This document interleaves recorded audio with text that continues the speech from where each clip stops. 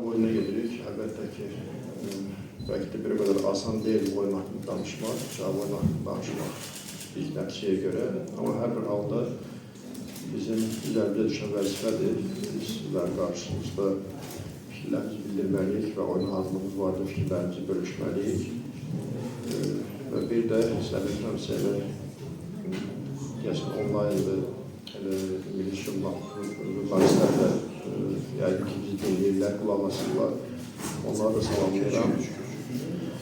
Və belə oyuna gəldikdə bir neçə gün vaxtımız oldu. Həm oyunu analiz etməyə, həm oyunun ətrafında xeyli düşündük və digər oyuna hazırlaşmağa.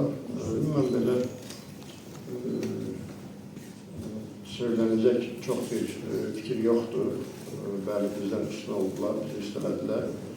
Belə çalışacağım oyunda daha diqqətli olacaq, daha diqqətli olmalıyıq oyunumuzdur və daha mübariz, daha məsuliyyətli olmalıyıq. Çünki həm gələcəyimiz yol, həm rəqibin öz doğum evində oyunu. Mən